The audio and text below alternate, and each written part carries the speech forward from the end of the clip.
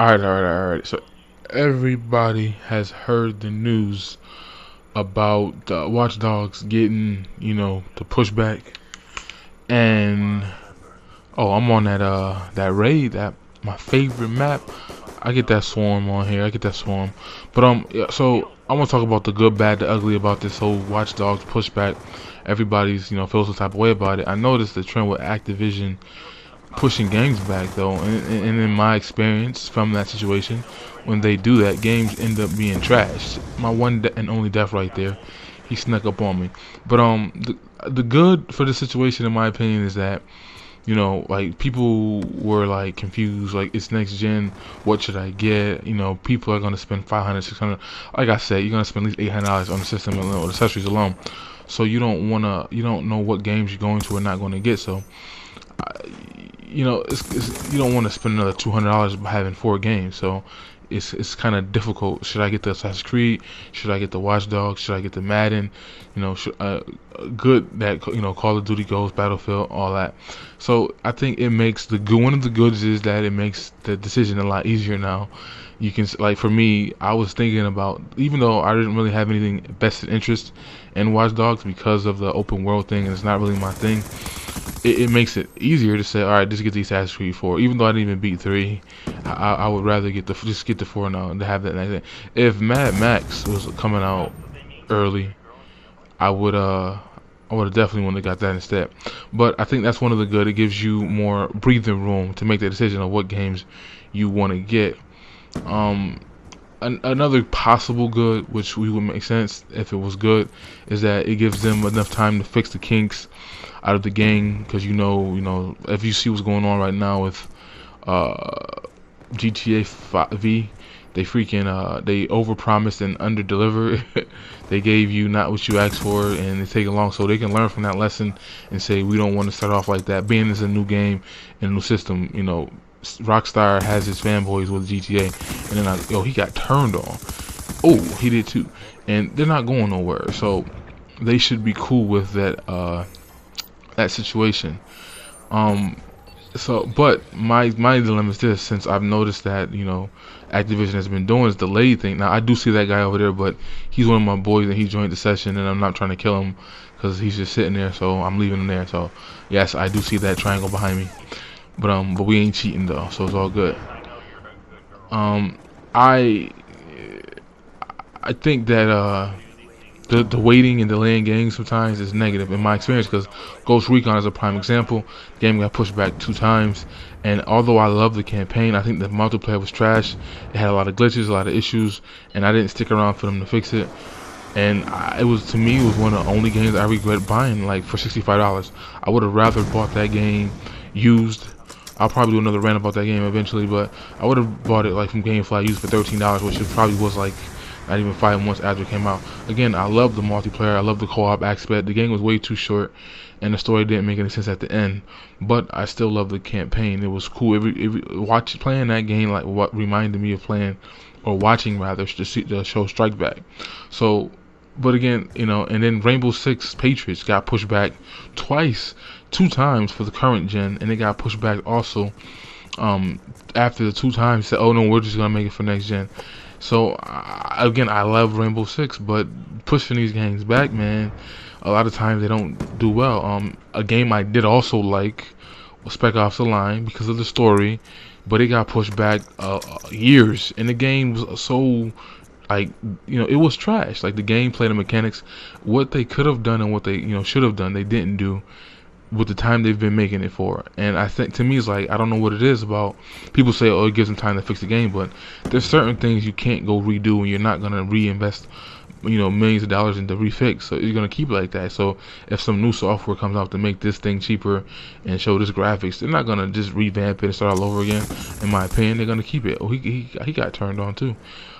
So I'm iffy with the whole argument of, well, they get more time to fix their problems. Like I said, a lot of games like Ghost Recon, Advanced Warfighter had a whole bunch of time to fix their problems, and the game still was underperformed. It didn't do what it promised.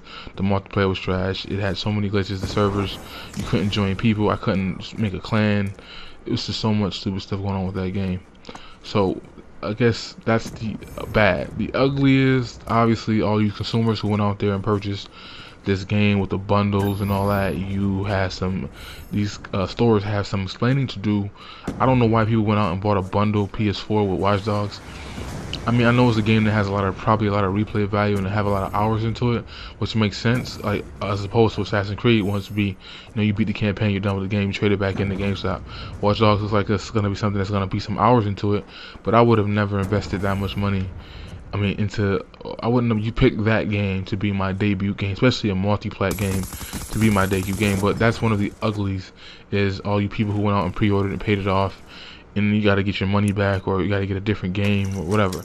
So I don't know. I'm surprised it's gotten so much feedback and flack across the gaming news, but that's just my take on it. There's some good things as far as they have an opportunity to so-called fix the problems in the game, which I don't like when people say that, because in my experience, games end up becoming trash when they do that, and they miss out on a lot of things that they could have did if they just went with the flow. Or if you're gonna wait that long and mess up, scrap the whole game and start all over. If you're not gonna do that, then I don't want the game. That's one of the goods, is that though it helps us make a decision on what games we want to get now.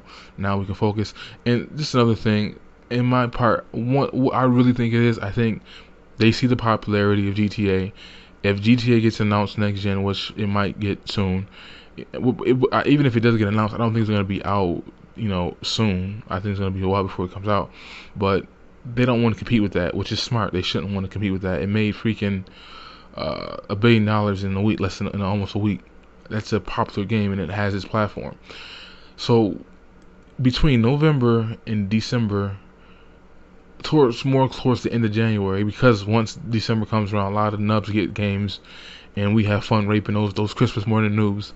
But from November to January, those months are locked down with Call of Duty, NBA 2K, probably Live now. Live's coming back out now, and Battlefield. Those games lock down that month. So if you're trying to be a new competitor and you're trying to drop a game within that frequency, if you want sales and you want those numbers, you're not gonna get them competing with those games. So it's wise to do the whole I'm gonna come out in March, because that's when people who play Call of Duty, Battlefield, they might need a break, especially if there's no DLC out yet with Call of Duty. Like sometimes they wait till after January to put it out.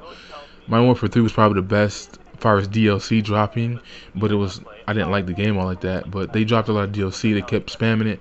Those of us who have Xboxes, PS, had to wait a couple months before you got yours.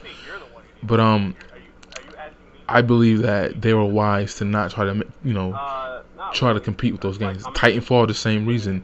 They're coming out in the spring. They know damn well that they can't compete with Call of Duty and Ghost Recon, and they shouldn't even try. I mean, Call of Duty and Battlefield.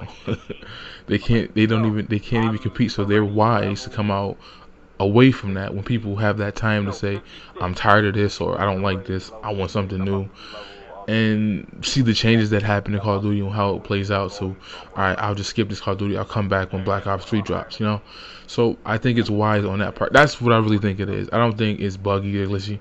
I think they're like, yo, we can't compete with the GTA right now, Call of Duty and all that, and if we want these big numbers, which I sure they want, so that they can have, get ready for the next game, it's wise to wait. You're not gonna get those numbers if you come out in Christmas time. You'll get those numbers in the spring. Again, people get their tax money and they're like, yo, I gotta go buy a game. I'm tired of this duty. It's the same thing over and over again. I'm tired of this Battlefield, even though Battlefield lasts 2 years normally.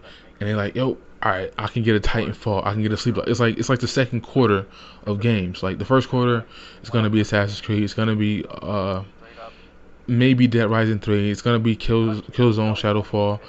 All those games are gonna be like online. And I'm not even adding those games either. There's a lot of PlayStation games in the mix that are gonna dominate as well for the PS3. So you add those games too, and it's like it makes more sense to come out in that second half, in that second quarter of decent game releases, because we know after that there's no really more good games coming out from what I see now. I mean, this year was different because you had The Last of Us drop towards the end of the summer, you had GTA drop towards the end of the summer, and you had Beyond Two Souls drop, which is rare. You know, they drop. Beyond Two Souls is kind of pushing it to this middle quarter.